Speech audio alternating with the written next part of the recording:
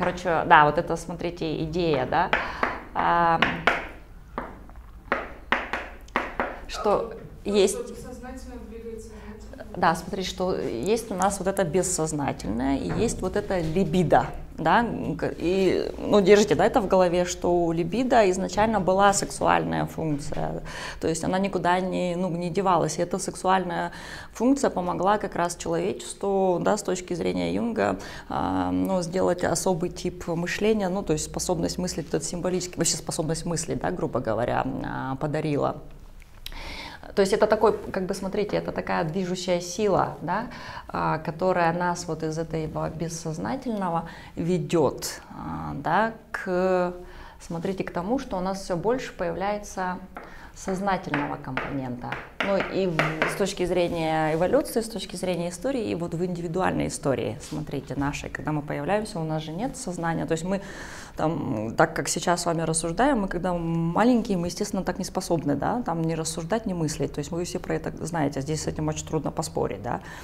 И в этом смысле, о чем Юнг говорит, что либидо вот эту вот роль как бы, да, играет, движущую, то есть восходящий вот этот поток либидо, он меня двигает в возникновении вот этого сознания. Но здесь как раз вот он это рассматривает на примере вот этих вот разных мифов, да, и вот это вот сознание, да, вот эта дихотомия сознания бессознательного, он вообще вот как раз тут говорит о том, что есть вот это у нас с вами я, вот это эго.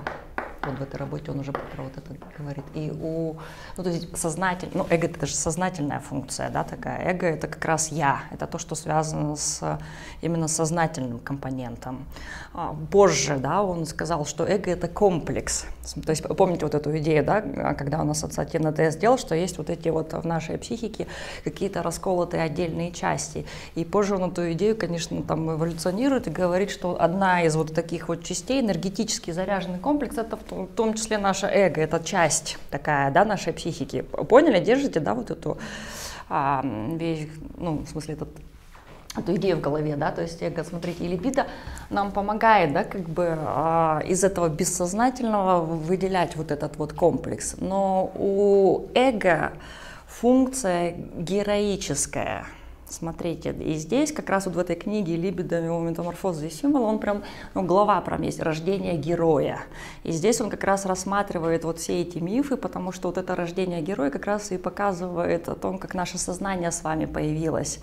Хоть один героический миф помните из истории там, Древней Греции, Рима? Ну, если помните, прям расскажите, потому что все эти героические мифы, они в своей структуре одну идею как раз содержат. И с этой точки зрения эта идея по Юнгу, она вот в нашей психике тоже есть. Да, вот эта функция эго изначально героическая. Хоть миф, который все желательно помнят. Или просто прям расскажите.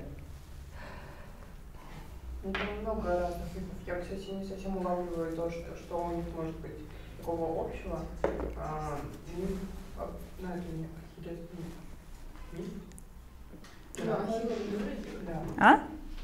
Герой. А что там, в смысле, расскажите?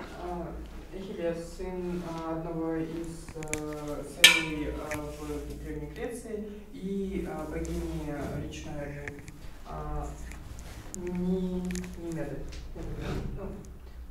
Отправляется в войну в Троянскую за Елену. В этой войне он является самым сильным греком и в целом самым сильным воином. Но в какой-то момент его друг Патрокл умирает в этой войне. Война длится 10 лет. Умирает его друг. Он из своего гнева убивает сына Гектора убивает. Потом носит его тело то ли неделю, то ли 3 дня по всей земле, не отдавая его, предавая земле. После этого что у него случилось? У него Аполлон вроде сразил его в пятку. И он умер. Его мама еще в начале, конечно, с рождения его окунула в реку Стикс, вроде. Если я правильно помню. Мать богиня, он... Да, поддержал, почему вот это, окунула в воду, но он стал бессмертным. из-за этого пошла Ахиллесова пята. И во время Троянской войны он там влюбился в дочку врага, когда он ее отпустил, ну они уже начали брать Трою, и кто-то стрельнул в него стрелял, он не умирал, потом в итоге стрела попала в пятку, и он умер. И все. Да. А героический миф, классический, это миф о Геракле. Помните? Ну, там несколько же его историй. Там 12 его подписано. Здесь просто, видите, Ахиллес умирает, и все, дальше там как бы есть продолжение? Нет. Вы имеете возрождение героя? Потому что это как бы классика жанра, которую, да, сейчас используют вот Кэмпбелл, да, эти идеи, продолжает идеи Юнга, но вообще любой героический миф, там есть такая история, что вот человек рождается, да, там проходит ряд испытаний, война, там, ну и так далее, там какие-то помощники могут там что-то помочь, но что-то там происходит, какая-то трагедия, сложность, он либо там погружается там, ну, в какое-то тяжелое состояние, болеет, страдает, потом воскрешает в новом качестве, либо там он там символически умирает, уходит в подземное царство, там ходит и снова приходит, да, в этом мире, ну, в этот мир из подземного царства. То есть подземное царство, другой мир — это всегда, ну, идея там погружения в бессознательное. То есть у всех героических мифов есть схожая там, ну, структура, то есть не все мифы героические, имейте в виду, но у герои, где есть герой типа Геракла, да, то там есть схожая структура, потому что вот эти вот мифы как раз ну, как бы показывают рождение нашего эго, нашего с вами эго. То есть смотрите, в этом смысле я не помню тоже детально вот как бы эти подвиги Геракла, но сама идея, что вот этих подвигов Геракла — это тоже испытания определенные, которые он должен был, да, там пройти, чтобы свое эго, грубо говоря, укрепить. То есть в чем идея вообще у Юнга, да, вот этого либидо и вот в этой вот истории, когда наша вот это восходящий поток энергии двигает от нас от бессознательного к сознанию, к сознательному. И когда дистанция становится очень большой, этот разрыв очень сильно влияет на меня, и в этом смысле наступает, ну, вот эта вот символическая смерть. Это либо там погружение там в какое-то очень тяжелое состояние, либо там умирание, а потом воскрешение в этом смысле. Ну, то есть это как раз вот этот обратный поток либидо, да, который Юнг описывает тоже вот в этой книге. То есть у либидо есть два потока, да, то есть вот этот как бы восходящий и нисходящий обратный поток либидо. Сейчас на примере просто смотрите, я не помню как бы вот эти вот мифы, о которых вы говорите, но в этом смысле вот миф о Самсоне, да, Самсоне и Далиле. Этот миф мы много раз анализировали там, да, и, наверное, я сейчас еще раз его расскажу, потому что как раз одна из моих преподавателей, я помню, когда-то, да, вот дала возможность, да, там, анализа этого мифа с точки зрения юнгианской психологии. Но мне кажется, это хороший пример, поэтому я этим мифом сейчас и воспользуюсь. Даже, ну, это не миф, это история. Ну, в смысле, там есть мифический, конечно, сюжет. Знаете, да, про царя Самсона? Миф о царе Самсоне и Далиле. Есть даже такие, ну, картины Самсон и Далила. Вообще знаете, кто это? Это тот человек, который обладал очень большой физической силой, у которого, ну, и когда его предала вот это как раз Далила. Нет. У него еще сила была В волосах. Да-да-да, знаете, да, этот миф? Блин. Да. У вас необычный миф. Это обычный, в смысле, ну это как бы такой библейский сюжет на самом деле. Это очень, ну, в смысле, Ахилла я знаю.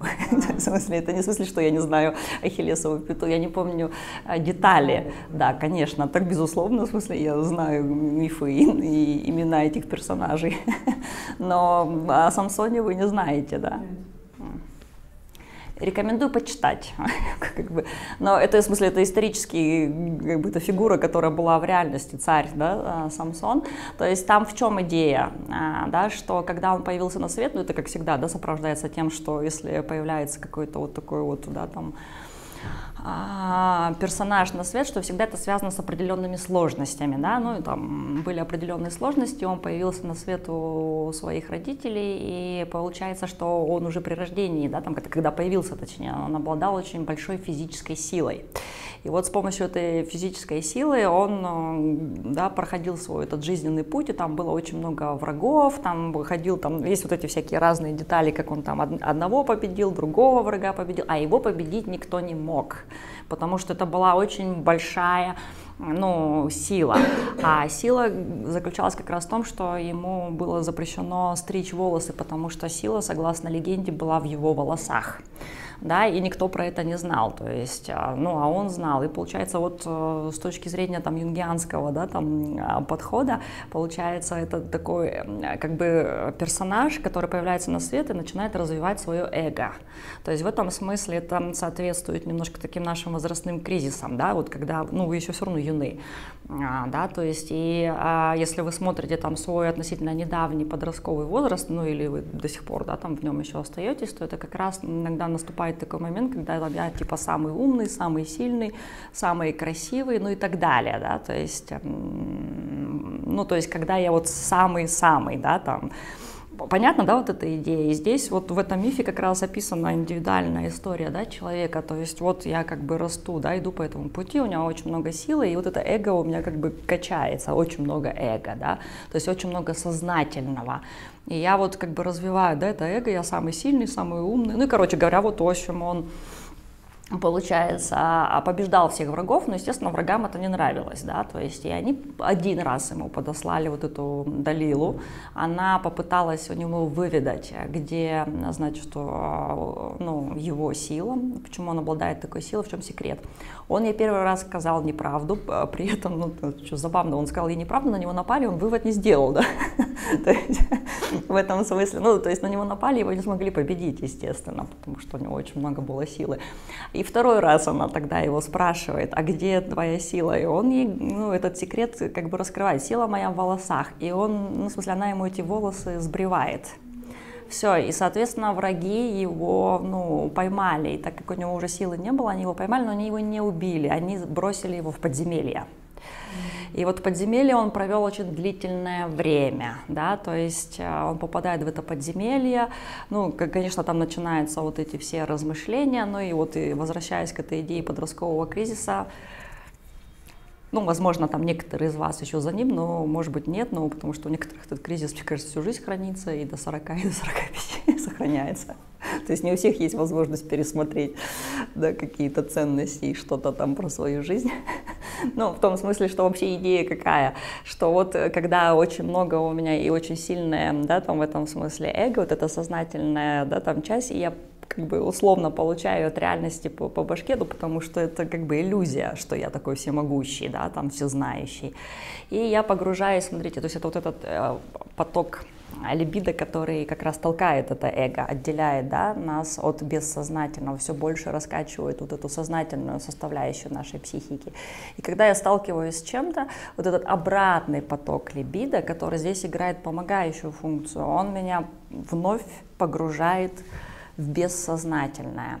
И это то, что мы сейчас бы, например, назвали, ну, состоянием депрессии, да? То есть я ухожу вот в это депрессивное состояние, и вот в русском языке есть такое выражение «залечь там на дно», да? То есть иногда это там спрятаться, ну, в том числе там помыслить, а иногда там просто это значит, что, ну, вот,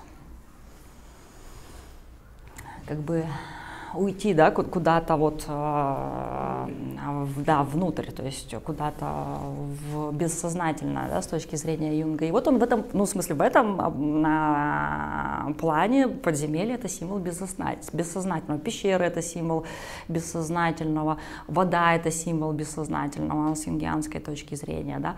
То есть и погружение вот в такие вот недры пространства всегда идея того, что я погружаюсь в бессознательное, потому что в бессознательном есть мудрость, как раз вот эта идея самости, да, что она там есть. И поэтому смотрите, что произошло у Самсона. То есть он погрузился, то есть он в этом подземелье провел достаточно длительное время. Там, естественно, он свое там отношение с другими людьми, с миром, там, с собой пересматривает. То есть он как бы отказывается, да, в этом смысле от вот этой вот героической функции эго. То есть по Юнгу, смотрите, это очень важный момент. Для того, чтобы вам повзрослеть, это он же позже про это говорил, ваше эго должно умереть. Если ваше эго не умирает, то вы всю жизнь будете вот таким самым сильным, красивым, а остальной мир будет там такой типа все с ним не так. На самом деле как бы сложности это в вашем внутреннем мире. Ну, может быть, это не сложности, как бы кто знает. Понятно, да, вот эта идея. И получается, Самсон, когда был вот в этом подземелье, что там как бы с ним случилось? Ну, волосы начали в этом смысле расти снова, конечно. Ну, это как бы чисто символично, ну, легенда, да, такая, да, то есть волосы начали снова расти, конечно, когда они отросли, то есть, смотрите, то есть он погрузился в бессознательное, там он почерпнул снова эту силу, мудрость, он отказался от вот этой вот, да, там, эгоистической, то, что мы сейчас назовем функцией, героической функции эго, он соприкоснулся с этим бессознательным, стал мудрее, то есть, ну, позже Юнг это назвал, там, как бы повзрослел, да, и у него волосы снова отросли, и когда, ну, враги очередной раз спустились в подземелье, естественно, он их победил, и после этого считается, что он стал очень мудрым правителем, когда он вышел уже из этого подземелья, уже в новом качестве. Вот это, уловили вот эту идею? И с точки зрения вот Юнга он как раз описывает это в либидо, метаморфозы и символы, то есть изначально вот это вот... Кто там у нас? Что, смотрите, что изначально как бы вот это рождение героя, да, символическое рождение героя, то есть поэтому вот эти все мифы появились, потому что они отражают, да, наше появление сознания, да, как бы, и на индивидуальном уровне, смотрите, это появление, ну, сознания и эго, и когда, и вот этот восходящий поток, мне вот это эго все больше, там, как бы двигает, все больше делает меня сознательным, отделяет меня от бессознательного, но если я опять, повторяю, сталкиваюсь там с реальностью и с чем-то, что мне дает понять, что это, ну, как бы далеко не так, да, то есть есть бессознательное. Да, есть не только мышление, грубо говоря, правит и орудует, да, в этом смысле, не только рацио, главное, да, то есть есть мир, ну, там можно по-другому, да, там говорить, мир природы, да, мир каких-то других вещей, да, законов, и это как бы сталкивает нас, да, с такими как бы вещами, и вот символически эго там, ну, умирает, то есть, ну, человек либо вот буквально заболевает, либо там, у него происходит какая-то травма в жизни, и в этом смысле это тоже может способствовать, да, повзрослению, и он погружается благодаря вот этому возвратному потоку, потому что есть у нас идея в психике, это тоже архетипическая идея, что мы хотим погрузиться в бессознательное, ну, то есть лоно материнское, да, там как бы в этом смысле вернуться туда, откуда мы были рождены, чтобы там почерпнуть эту энергию и мудрость. Да, и здесь вот как раз у людей, ну, часто происходит так, что после этого мы погружаемся в это бессознательно, и уже в новом качестве, да, мы продолжаем существовать. Что-то такое. То есть с этой точки зрения, видите, ахиллесова пята — это как раз немножко смысл в другом, да, то есть он как раз, ну, пострадал за вот эту свою, да, как бы, да, то есть он не смог возродиться в новом качестве, видите, ну, как бы вообще по идее, что, ну, если, смотрите, это не буквально, ну, в этом, как бы, мифе он буквально умер, да, ну, вот в мифе про Ахилла, там, в этой легенде о Самсоне, видите, он символически погрузился в это пространство, да, там, подземелья, пещеры, да, там, ну, то есть подземелье, это в бессознательное, там, и уже в новом качестве возродился, поэтому, согласно вот Юнгу, смотрите, это два потока либидо. То есть про это практически нигде не говорят. И Юнг сам пережил, видите, вот этот вот опыт, когда он, ну, после разрыва, да, вот этих вот отношений с Фрейдом, я думаю, там разные истории были, там это тоже один из ключевых моментов, но и в принципе там период жизни, и правда накануне, да, Первой мировой войны, то есть он попал в этот кризис, он погрузился, и он очень, ну, немного, там, но несколько лет, по-моему, 3 или 4 там, года он в этом кризисе пребывал, да, то есть в этом бессознательном, и после он понял, что это можно использовать как ресурс, понимаете. Поэтому с точки зрения, сейчас я рассказываю вам про методологию, про теорию, да, юнгианского вот этого подхода, а там с точки зрения психотерапии, то есть как обычно юнгианские аналитики, да, рассуждают, что в принципе в нашей психике изначально уже заложена вот эта идея к самоисцелению. Поэтому, например, как считают некоторые юнгианские аналитики, если я занимаюсь с вами юнгианским анализом, и если вы, например, они тоже используют толкование сновидений, только немножко в ином, да, контексте рассматривают эти символы. И если, например, я вам что-то там, в процессе этого анализа интерпретирую, и там многие там задают вопрос: ой, блин, ты что-нибудь не интерпретируешь, интерпретируешь не так, и можно покалечить, да, в этом смысле, клиента или пациента. С точки зрения юнгианского анализа нельзя, потому что в вашей психике заложен процесс исцеления. Если это вам не принадлежит, вы это не возьмете. Психика сама себя исцелит. И поэтому вот эти вот этапы, когда вам в жизни очень тяжело, кризисные, да, этапы, они как раз соответствуют тому, что вот эта либидо, возвратный поток вас обращает снова к бессознательному, там вы черпаете энергию и возрождаетесь в новом качестве. Не всегда это так вот кардинально, прям эго умирает. То есть это может быть символическое умирание какой-то из ваших частей, какой-то черты, там, отношения, да, то есть понятно вот эта идея. И здесь я правда рекомендую почитать вам Юнга. И вот это вот сама вот эта идея нашла продолжение, там правда вот самый сейчас знаменитый, это «Путешествие к герою» вот этого Джозефа Кэмпбелла, «Путь героя». Одно время это было очень популярное такое, знаете, во всех этих, не школах психологии, а тех, кто интересуется психологией, там, делать путь героя, давайте чисто терапевтически попутешествуем, поанализируем, что-нибудь напишем сказку, знакома же, да, этот Кэмпбелла теория «Путь героя»? Она мне знакома больше с аналитической части, очень много кто сейчас анализирует литературу и другую медиа через Кэмпбелла и его теорию. Истоки у Юнга. Про это вы должны понимать, что здесь Юнг был первым, а одновременно с ним, если вы хотите про это почитать, потому что, правда, он же анализировал, смотрите, мифы и легенды, да, там в том числе, то есть это текст, то есть это история.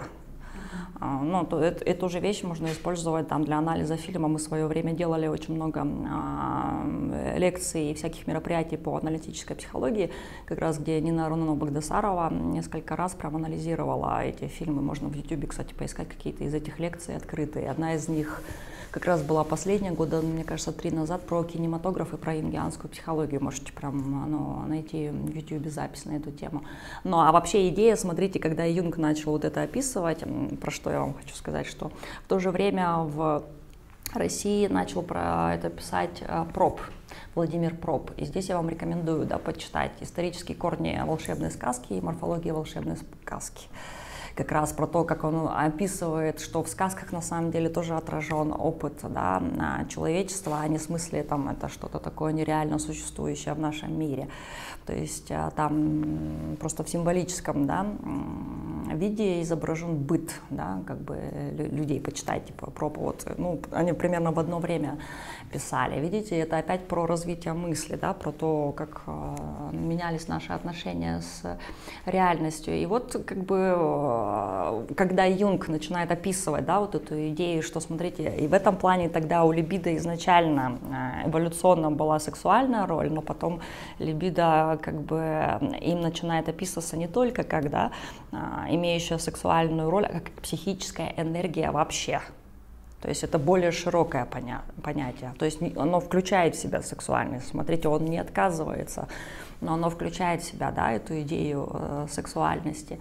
И это психическая энергия, и он как раз очень подробно, да, там в этом смысле аналогии как раз проводит, что либидо — это правда вода, и вот он там ссылается на Лао Цзы и говорит о том, что, да, когда там Лао Цзы описывает, что вода обычно пребывает в тех местах, где не бывает человека, да, то есть, вот это вот бессознательное, там, где нет сознания, это очень красивая, да, метафора. Юнг очень, на самом деле, метафоричен, то есть в этом плане его читать, говорю, очень интересно, но может быть для вас сложно, если вы не привыкли к подобного рода чтению, потому что оно требует определенного знания, да, там, чуть большего, чем то знание, которое может быть, но это развивает, да, способность мыслить. Вот эта идея вам понятна, да, и после этого, конечно, когда он про это озвучивает, естественно, Фрейду это не нравится, потому что у него либидо по-другому, да, понимается, и Юнг говорит о том, что основной-то его аргумент как раз то, что, это не работает при при анализе, да, там, ну, при терапии, при лечении пациентов шизофрении, то есть, соответственно, механизм другой, то есть, соответственно, либидо не может быть сведено только к сексуальной энергии, там больше, это просто энергия, да. И, ну, конечно, там, Фрейду это не нравится, да, в этом плане. И, как бы, но я думаю, что это одна из причин, там явно были и другие, ну, вот, чтобы вы про это тоже знали, потому что там очень много всяких, опять, мифов и легенд, да, вокруг этого ходит, кто как это интерпретирует, неизвестно, но и Юнгу, конечно, здесь принадлежит очень большой вклад вот в это развитие идеи проекции, то есть это вот как раз то, что занимает очень большое пространство в юнгианской психологии, да, проекция, слово знакомо, что значит? А что значит этот защитный механизм? В чем механизм проекции? Проектировать на другого человека. Вы в это верите, что вот у вас есть что-то внутри, что вы на другого можете проектировать, проецировать?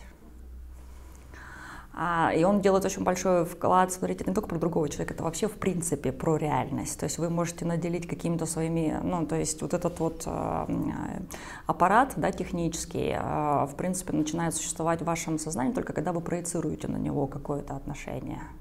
То есть это все равно ваша проекция. Сам по себе, да, вот этот вот iPad, да, допустим, ну, как бы это какой-то объект, да, но когда вы там выстраиваете с ним отношения, это ваша все равно проекция, это ваше отношение, то есть это находит след в вашем психическом мире. Вот на этом построена в основном юнгианская, да, психология, когда они говорят, что, ну, вот этот вот мир, да, и очень большой у них, правда, акцент делается на том, что вот, ну, то, что я вкладываю в какие-то явления, да, там, это как бы части моей души, то есть ну, это проекция. Ну, это, ну, как бы чуть больше, да, там, чем как бы просто то, что вы про это понимаете. Идею уловили, да, как бы, что это очень большое место занимает в юнгианской психологии, и очень большое место еще занимает идея компенсации. Смотрите, это то, что обычно в психотерапии там, да, используется, ну, или в анализе. То есть здесь, например, мне очень нравится, правда, метафора, которая была, ну, возможно, придумана здесь, я боюсь как бы утверждать, но сама идея, например, очень часто в этом подходе представители этого подхода, да, как бы говорят о том, что сам терапевт, психотерапевт очень часто рассматривается как раненый целитель.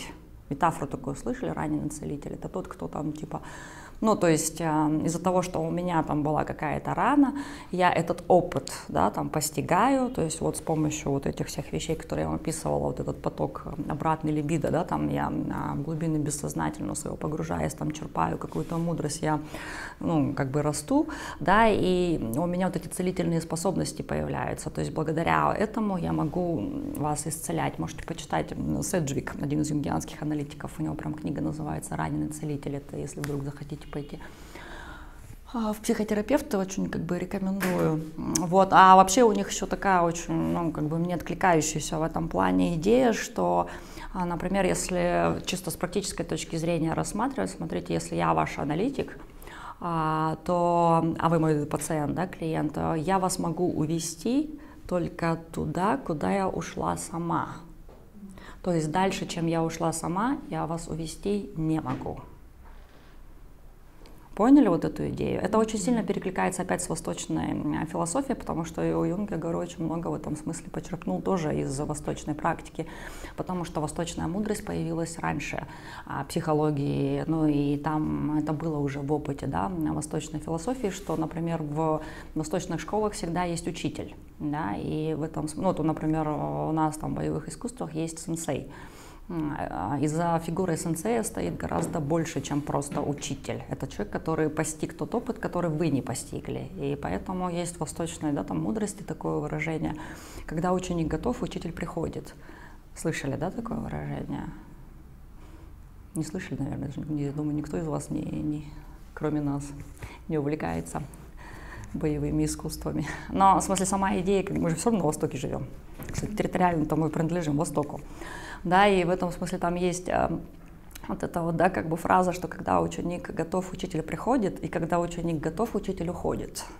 То есть, когда, опять, да, это про мое вот это вот эго. И если, например, ну, возвращаться к этой идее психотерапевта, да, что я вас могу увести только туда, когда я сама ушла. То есть в этом смысле, если у меня этого опыта нет, да, там, то есть у меня нет анализа, я не понимаю, как это происходит, я не могу вас, как своего клиента, вести по этому пути. И иногда в этом месте анализ завершается. То есть там очень большое требование к фигуре терапевта. Это отличается от других, да, подходов. Ну, смотрите, в классическом психоанализе у Фрейда там, ну, тут тоже про это, да, то есть как бы там изначально психоаналитик всегда прав, то есть я должна понимать, да, там больше, чем вы про это понимаете, да, а вот в юнгианском анализе они это прям вот в психологии прям на первое место, да, как бы вынесли.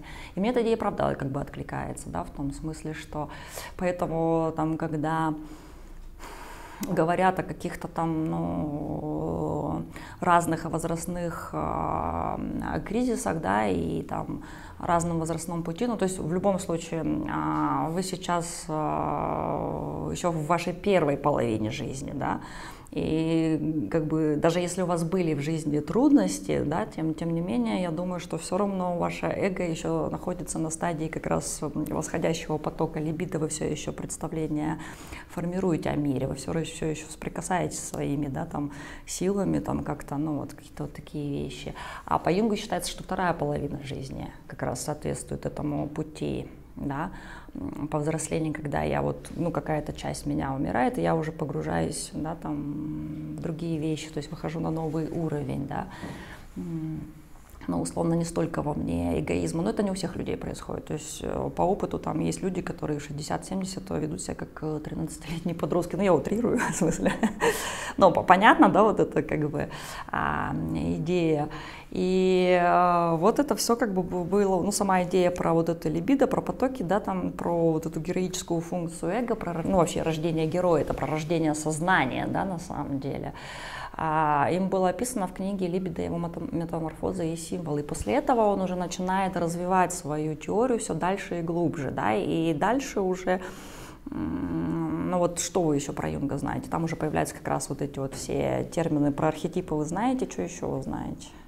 Что еще как-то у вас ассоциируется с именем Юнга? Вы еще сказали коллективное бессознательное, вы знаете. Это дальше он описывает. То есть здесь, смотрите, пока речь идет о, ну, как бы бессознательном, о личном бессознательном, прям слово коллективное бессознательное он еще не говорит. Он говорит, да, там о разных потоках либидо, и здесь скорее вот концептуально другое понимание этой энергии, психической энергии.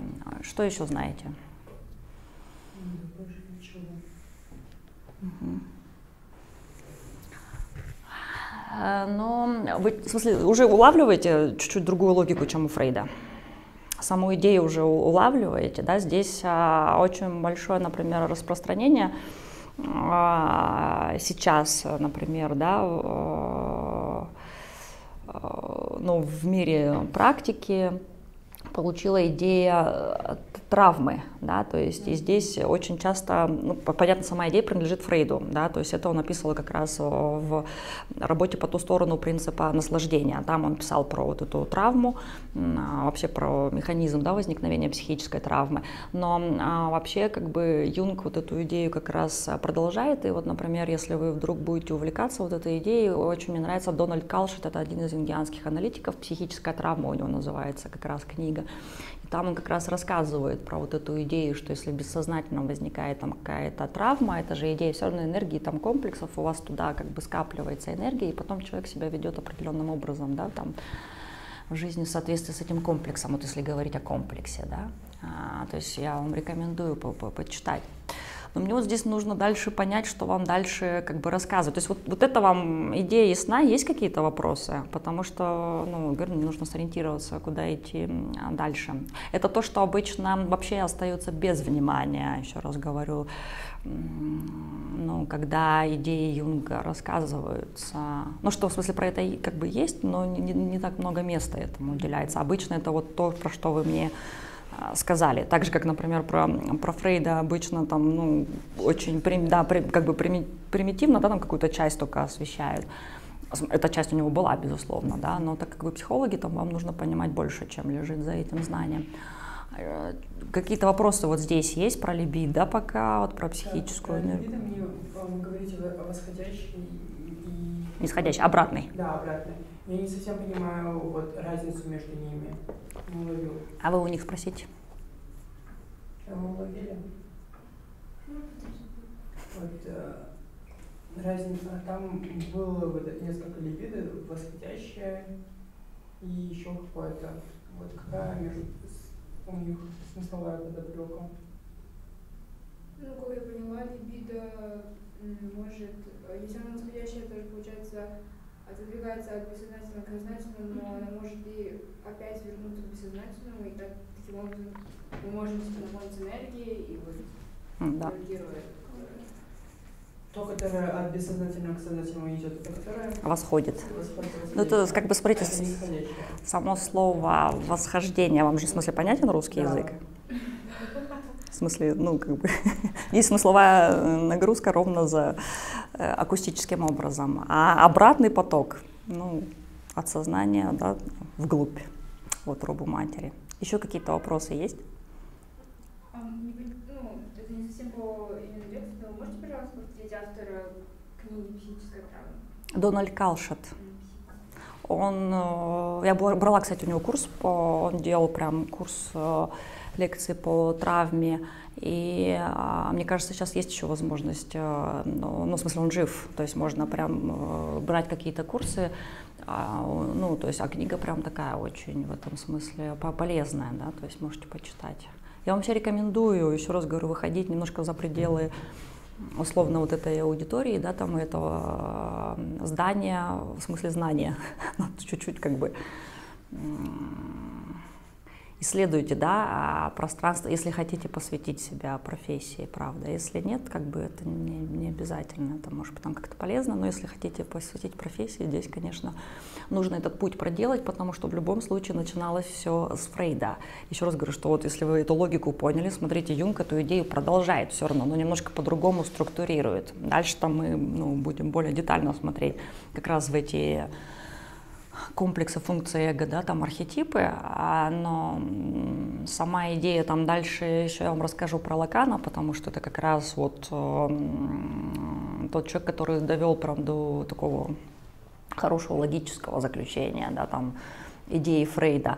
А остальные все школы, которые существуют, ну, Адлера можете сами тогда почитать, потому что у Адлера тоже была другая идея. Остальные все школы, которые сейчас существуют, это все те школы, которые все равно берут эти идеи и чуть-чуть их там другими словами, да, там переформулируют. Но идея вот в этих вот, в смысле, вот это основы прям, что если поймете, вам сложности не составит. Любой подход, любую школу, кстати, интерпретировать, потому что они все потом в противовес как-то в той или иной мере возникали психоанализу. Ну, за исключением идеи бихевиоризма, там они параллельно, да, там выдвигались как бы.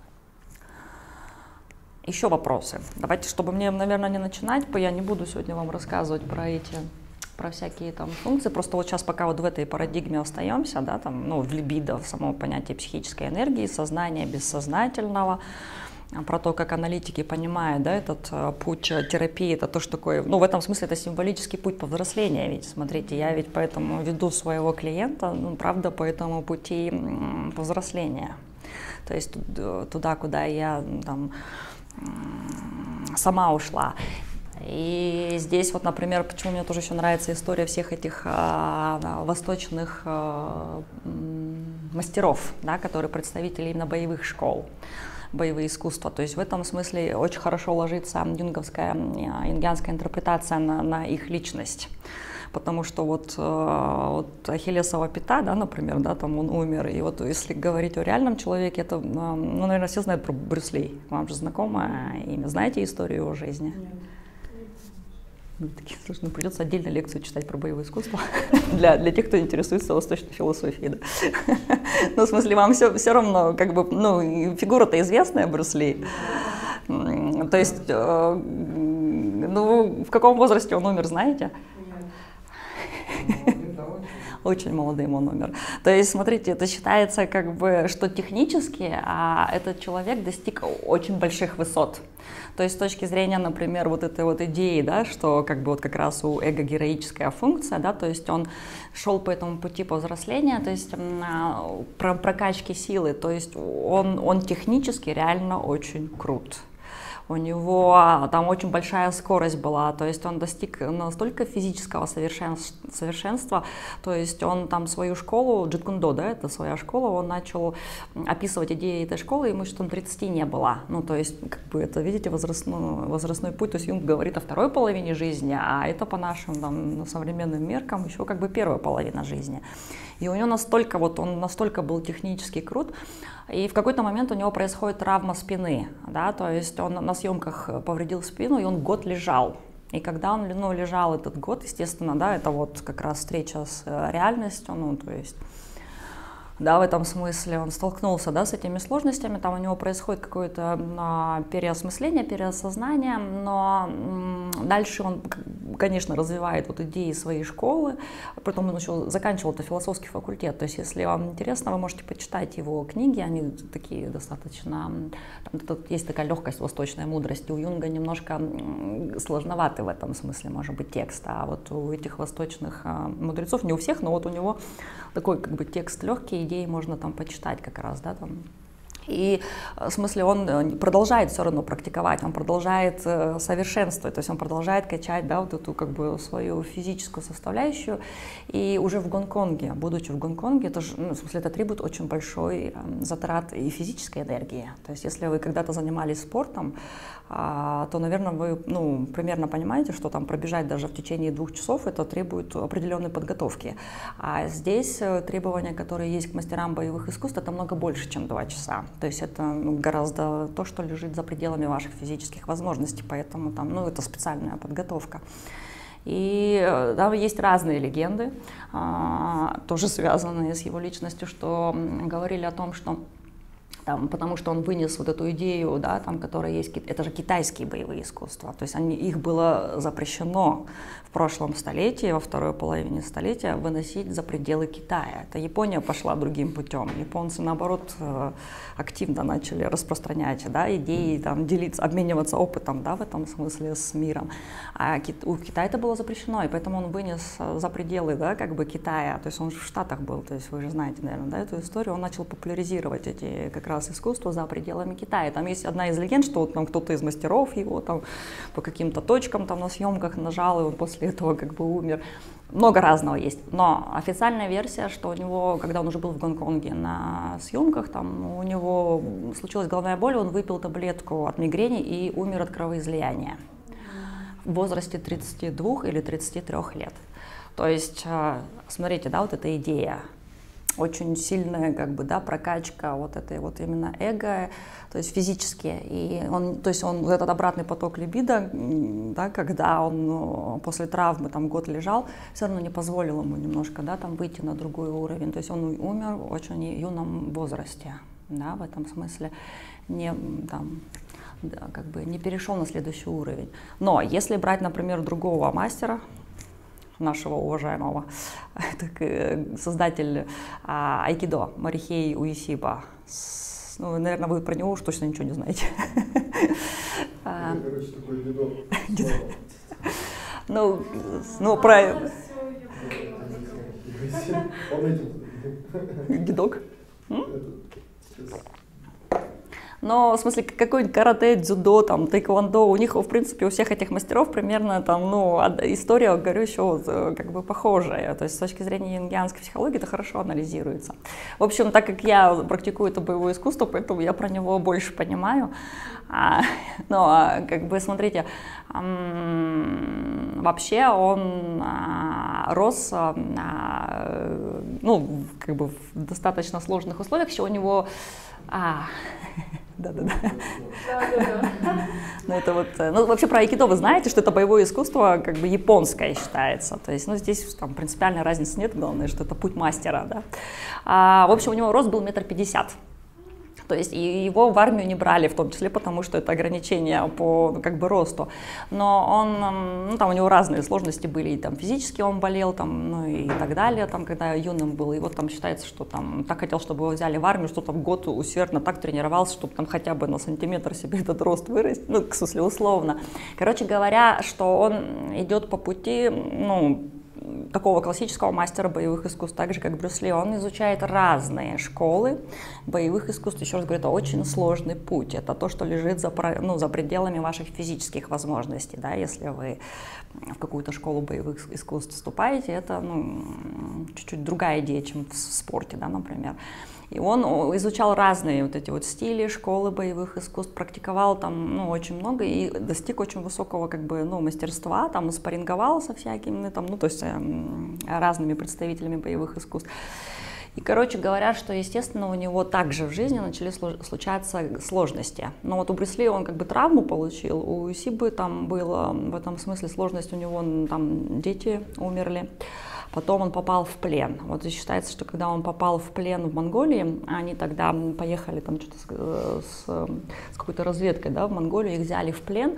И вот там, так как он уже очень сильно тренировал, да, вот эту свою способность, да, там, в боевых искусствах, а видите, это же японская история, там есть понятие дзен, сатори, да, то есть нужно идти по этому пути, да, просветления, то есть это вот то, что в дзен обычно делает любой мастер, он идет по этому пути просветления, но не факт, что он достигнет сатори, это то, что у Юнга индивидуация, смотрите, называется, идеи очень схожие, да, то есть он оттуда тоже брал эти идеи.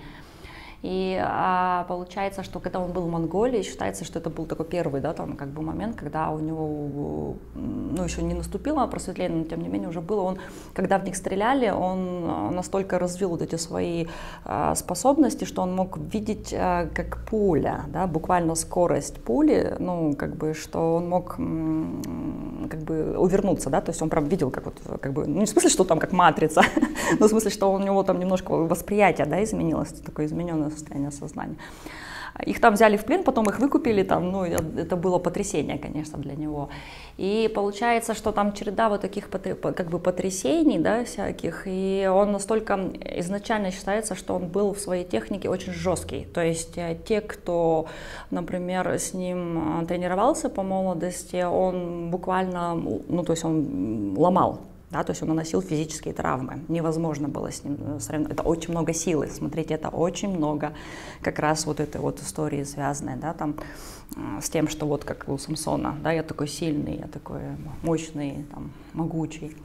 Ну и потом происходит, да, там тоже определенный момент, связанный там с потерями в его жизни, там он болел, и потом в какой-то момент ему уже было за 40, это считается официальным таким моментом, да, он сам про это пишет, когда он гулял в саду, и там вдруг какой-то там золотой туман там спустился, и он увидел там эти божества, которые есть в синтоизме, и он вот в этот момент, считается, он постиг просветление, да, то есть у него пришло сатори, он немножко познал то, что есть за пределами этой реальности, и вот он там понял вот эту идею, ки, которая есть в айкидо, чтобы туда не углубляться, в смысле, сам смысл в чем, что он после этого год болел, смотрите, это как вот у Юнга, да, вот эта идея, что вот он же страдал тоже после этого кризиса, то есть он погрузился, да, в вот эти недры бессознательного, да, согласно этому юнгианскому подходу. У Сибы была тоже эта идея, да, идея с точки зрения этого подхода. Он год болел, и после этого, считается, он перешел на новый уровень уже, да. То есть после этого он начал создавать свое боевое искусство, не основываясь на идее силы, а основываясь на идее гармонии, любви, то есть с точки зрения юнгианского анализа, это идея объединения противоположностей. То есть, смотрите, у Юнга изначально была идея в аналитической психологии, да, то есть, которая, я вам говорила, должна была называться комплексной, что наша психика расколота на разные части. Поэтому, когда я иду по пути этого повзросления, в том числе, это идея, такая интегрити, да, объединения во что-то целое. Поэтому у него вот этот концепт самости менялся. Понятно, да, вот эта идея. И здесь вот, говорю, у мастеров, да, восточных школ, в смысле, я про них просто там больше знаю, там наверняка есть примеры и там другие в истории, что вот это вот очень хорошо выражено, как раз вот эта идея объединения, когда я могу силу и слабость одновременно использовать, когда там, белое, черное, там, доброе, зло, это идея, которая есть изначально в восточной философии, инь-ян. То есть эта же идея есть и у Юнга в его аналитической психологии, но, безусловно, в том числе, там, я думаю, заимствована восточной мысли, да, мудрости, потому что она чуть раньше начала развиваться, поэтому он очень много, видите, внимания уделял этим мифам. Ну, это же идеи, которые про коллективное бессознательное, да, как раз. Вот про то, что есть и наша с вами личная история, а есть то, что лежит за пределами каждого из нас, потому что мы не первый день живем, есть история всего нашего человеческого рода, есть знания, есть что-то, что лежит за пределами, но только меня. И вот после этого, возвращаясь к Уэсиби, да, он, считается, что изменил саму идею, да, вот этого боевого искусства, и поэтому сейчас считается, что те, кто занимается айкидо, это достаточно такой высокий уровень мастерства, потому что вам нужно пройти по этому пути повзросления, потому что изначально, с точки зрения той же самой психоаналитической теории, ваша психика, то есть, агрессия в нас присутствует, потому что агрессия — это инстинкт, который нам помогает выживать эволюционно в том числе. А сама идея, например, вот этого боевого искусства, что вам нужно постичь сначала силу, условно агрессию, да, вот эту вот сознательную, да, часть, а потом выйти за пределы этой силы, да, как раз. То, что в Японии слово «ай», просто в японском языке, оно значит гармония, но если акустический образ «ай», это значит любовь, то есть это целое. В психоанализе сначала ненависть, потом любовь, да, это то, что потом развивалось после Фрейда, там, другими психоаналитиками, вот у Кернберга очень много про это написано, можно почитать, тот ныне живущий психоаналитик. Понятно, да, вот эта вот идея, то есть смотрите, все это пространство психодинамики, то есть вот то, что мы называем, да, там, то, что связано с бессознательным, то есть у них вот, все равно идеи, видите, они, там есть схожие моменты, да, там, но есть какие-то частности. И вот в этом смысле, с точки зрения психотерапии, вот мне как раз эта часть и нравится, да, в юнгианской методологии, что сама идея, что психика способна к самоисцелению, да, что есть, что либидо — это психическая энергия, поэтому просто нужно позволить быть этому процессу, и так как это естественный процесс, вы можете там, погрузиться в недры бессознательного, но вы из этого состояния выйдете, если сильно сопротивляться не будете. То есть это не так, как у Брюс Ли, да, например. Может быть, это может быть переход на новый уровень и повзросление, да, такое. Либо когда вы в жизни встречаетесь с какими-то событиями, даже не всегда так, то есть это какие-то травматические события, да, могут быть, там, я не знаю, потеря кого-то из близких, там, смена работы, я не знаю, там, куча всего, да, то есть это, там, у Уэсиби, там, он в плен попал, да, допустим, там, Брюс Ли физическую травму получил, но и поэтому иногда, знаете, что если там возвращаться к этой идее индивидуации, Юнг говорил, что это вторая половина жизни, да, больше направлена на то, что я энергию внутрь себя, да, направляю, это термин интроверсия. Первая половина жизни моя экстравертированная, потому что мне нужно контакты и связи налаживать, да, вторая половина интровертированная, я уже больше на себя, да, опираюсь. То есть жизнь взросления означает, что ты растешь внутрь самого себя, да, все глубже, там, где твои корни, это восточная мудрость. Юнг прям эту идею транслирует. Но иногда бывает в жизни так, что в достаточно раннем возрасте, там, чем, согласно нашим меркам, вторая половина жизни, люди бывают очень такие зрелые, да, не по годам. А это, как правило, может свидетельствовать о том, что, может быть, на протяжении их жизненного пути там что-то происходило так, что например, к вашему возрасту этот человек может быть чуть-чуть, в этом смысле, с другими понятиями, ценностями, и не настолько, да, с таким эго, а уже отказавшийся, да, от каких-то вещей, да, связанных с этой сознательной частью, потому что, в его опыте есть что-то, что, способствовало, да, этому, то есть какие-то там, это, как правило, сложные истории, видите, то есть это так там само по себе редко, да, случается, что, естественно, это может произойти, но иногда способствуют этому неестественные вещи, если кто-то в раннем юном возрасте встречается с какими-то вещами. Understand? Какие-то вопросы есть? Давайте вопросы какие-нибудь еще там, да, по этому.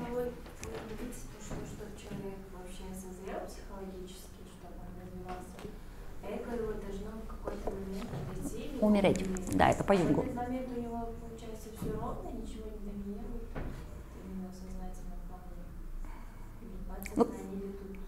Как можете чуть-чуть расшифровать? Я не поняла, вот то, что вот, например, если эго умирает, то что остается пока в это время? Вы переходите на другой уже уровень. Смотрите, у эго героическая функция, она сознательная. Да, но смотрите, это хороший вопрос, но для того, чтобы дальше мне там прям как это очень структурно вам объяснить, мне нужно рассказывать теорию личности Юнга, потому что у эго у него не единственный комплекс, он же дальше развивает, там у него есть эго, тень, персона, анима, анимус и самость.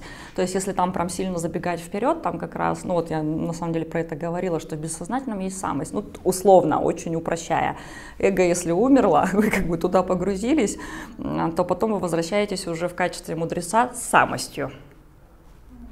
Ну, то есть... Но самость тогда она исходит уже не только в бессознательном. Да. То есть вы уже постигаете этот опыт, вы соприкасаетесь с вот этим бессознательным, то есть вы постигаете его мудрость и энергию, и вы способны опираться не только на ваше сознание, не только на ваше рациональное.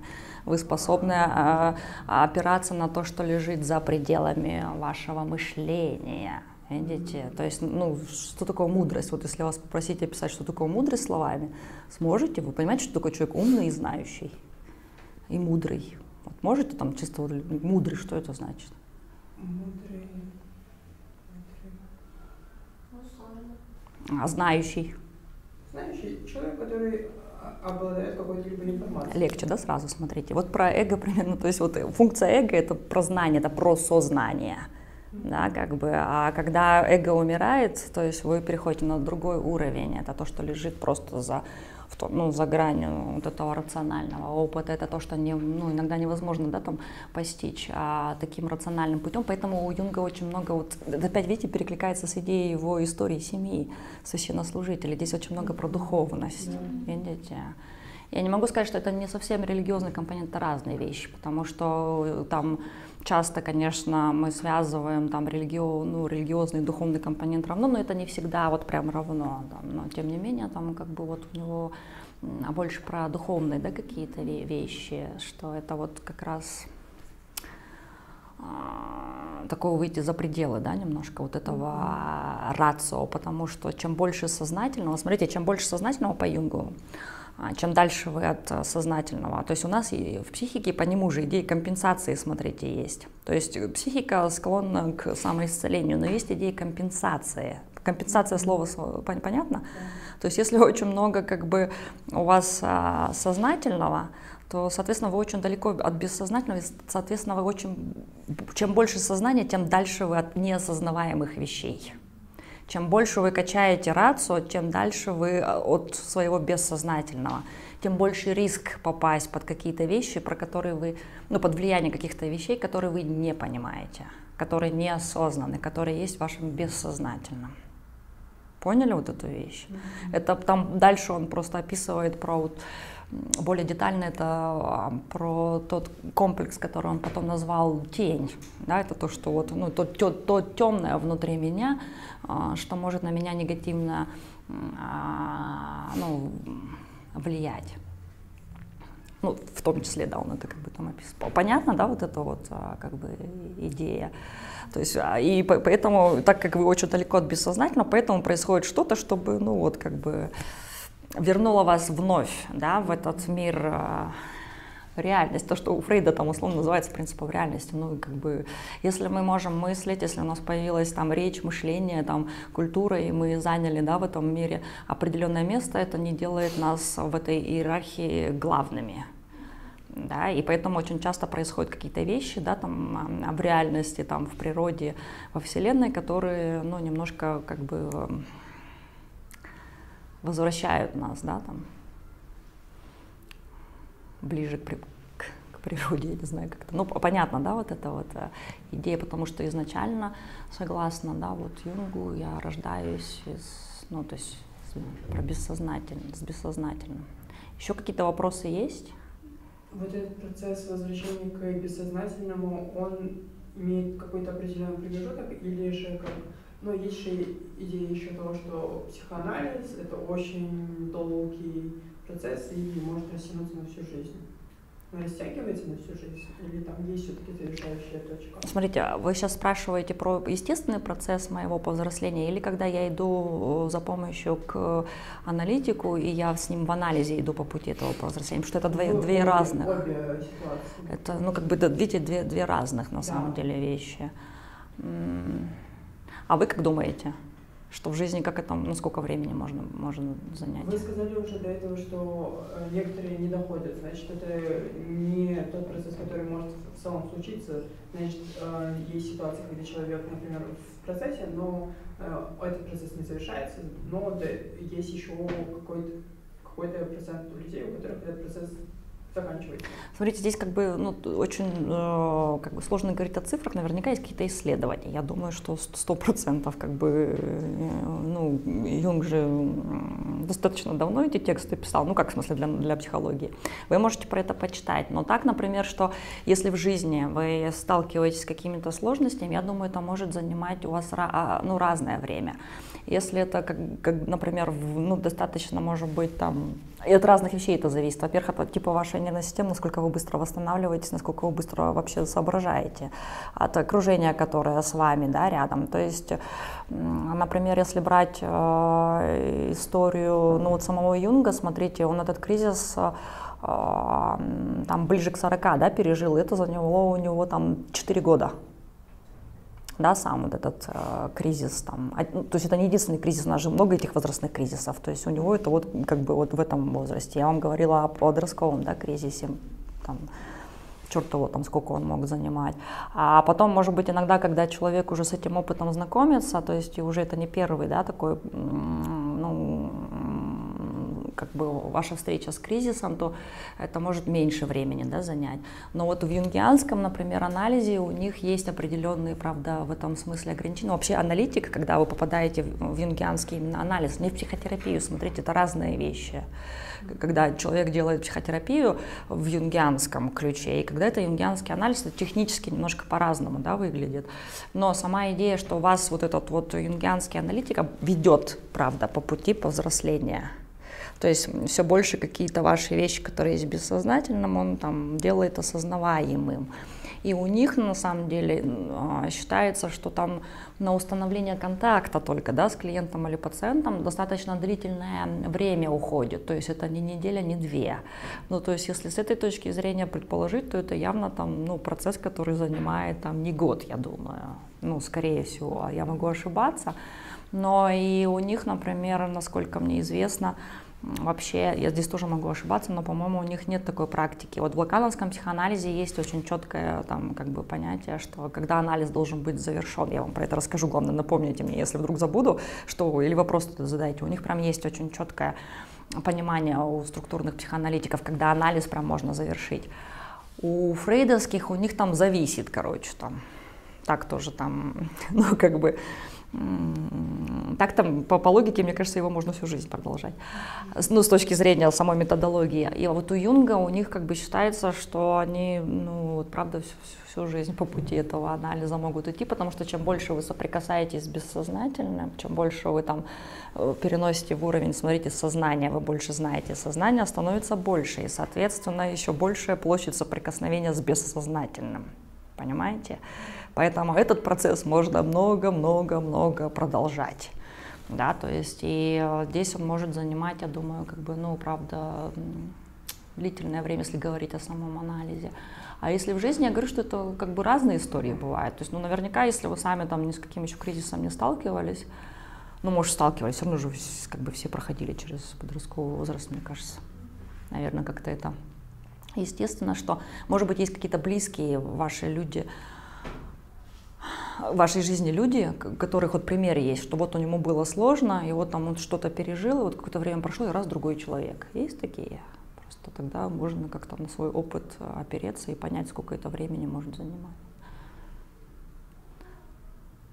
То есть таких друзей, ну, кто-то старше вас есть по возрасту, просто с кем вы общаетесь? Может, какие-то там родственники? Друг был, например, он летом уехал то ли в Китай, то ли куда, там у меня профессия ему одна понравилась, он, когда прилетел обратно, перестал заниматься тем, чем мы раньше, например, там, куда-то выходили, там, на площадке играть, нет, я теперь вот этим буду заниматься, как-то перестали даже общаться, уже своим началом. То есть у него уже то есть вы почувствовали, что это другой человек, у него другие ценности, потому что там что-то изменилось. Ну вот видите, это за полгода, за сколько это произошло? Получается, за лето, вот 3 месяца, и все, человек подменил. Вот видите, даже так, ну, может, когда психика юная, как бы там процессы могут быть, наоборот, пластичнее, у вас быстрее, да, какие-то вещи могут протекать, чем, да, там, у людей более старших. Ну, это же тоже, это физиология в том числе, конечно, мы должны с этим иметь дело.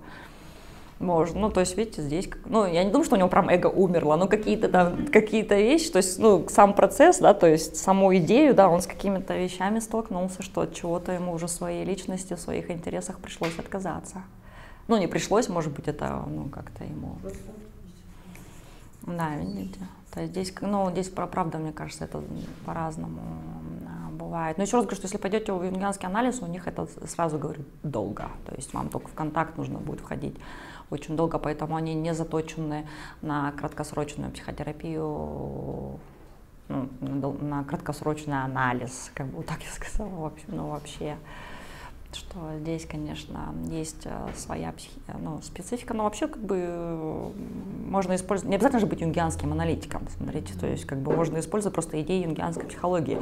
Вот мы, например, когда работали в этой нашей частной, да, наркологической клинике, мы там базировались, то есть мы идеи какие-то прям некоторых техник, упражнений прям брали из юнгианской вот этой вот, да, психологии, то есть я не юнгианский аналитик, но какие-то вещи там можно саму идею брать. Вот еще раз говорю, мне нравится очень идея исцеления, компенсации, да, вот этой как бы вещи, то есть сама идея мне очень откликается, что да, там дальше аналитик увести своего клиента, пациента не может, чем он дальше, ну, чем сам ушел, видите, потому что ему нужно понимать, да, что это там очень много ответственности. А потом, если вы там слышали про арт-терапию, она же брала истоки как раз, ну, в смысле, это юнгианский, то он, в смысле, придумал вообще основы, потому что вот эти все вещи, которые связаны с воображением, он же про фантазии, про вот это все,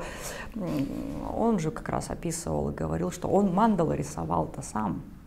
Да, то есть мандала — это как раз, ну, знаете, символ, да, такой круга целостности, объединения всего разного, противоположностей, да, там, и вот эти мандалы как бы, ну, определенным целительным эффектом обладают. То есть сейчас, например, в арт-терапии очень часто используются прям техники, там, нарисуй мандалу, да, то есть он как раз активное воображение, то, что мы называем, это идеи были заложены Юнгом, то есть если идти по классике жанра, да, там как бы психотерапевтических школ, то арт-терапия, ну, в своей методологической основе имеет юнгианские корни, да, там, если так можно сказать, ну, то есть аналитическая психология Юнга, сказка-терапия, вот эти все вещи. Вот Мария Луиза фон Франц как раз очень большой акцент сделала на анализе сказок, почитайте, то есть у нее очень много про функции эго, да, написано. Потом вот эти вот, которые вы же мне сами сказали, типы, 16 типов, там вот эти,